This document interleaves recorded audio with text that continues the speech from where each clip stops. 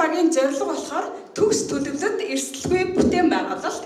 За төслийн нэр маань болохоор бүтээн байгуулалтын салбарын эрсдэл гэж байгаа. За нийтдээ манай одоо багаас 210 санал гарсан байна. За нийт манай багаараа ярилцаад 121 эрсдлийг гаргасан байна. За ингээд багийн ахлагчаа урьж байна. За сайн байцгаана уу?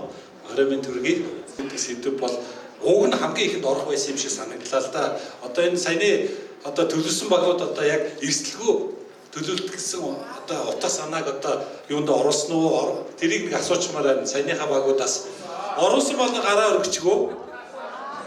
Бас нэг өнгөө байдаг. Одоо энэ төлөвлөлттэй холбоотой Япончууд бол одоо 3 жил төлөвлөж байгаа барилга барьдаг гэж байна. За Оросууд бол энэ фундамент цотгосон хойно барилгаа төлөвлөж эхэлдэг гэж байна.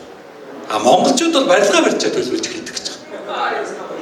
Тийм. Тэгэхээр яг энэ эрсдлийг бол одоо биднээс сүүлийн одоо 2-3 жил бол гадаад болон дотоод орчны эрсдлийг бол биднээс одоо бүгдээр хамсаж байгаа.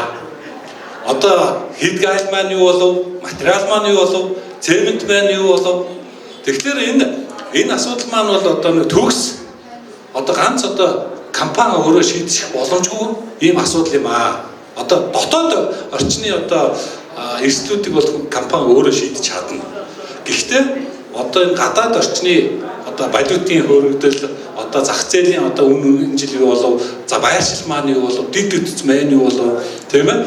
Одоо инфляц маань юу болов, энэ эрсдлүүдийг бол биднээс бол хамтдаа даван туулах ёстой байна гэж үзэж байгаа. Энэ дээр бол ассоциацийг ажиллах ёстой гэж бодож байгаа. Яг энэ сууж байгаа ганц ассоциац гэдэг юм баггүй. Энэ сууж байгаа та бүхэн бүгдээрээ хамтарч ажиллаач. Тэгэхгүй бол биднээс энэ эрсдлийг бол салбар маань өөрөө авч явахгүй бол хэн нэгэн улс төрч, хэн нэгэн одоо хүн ирээд биднээс эрсдлийг хаахгүй.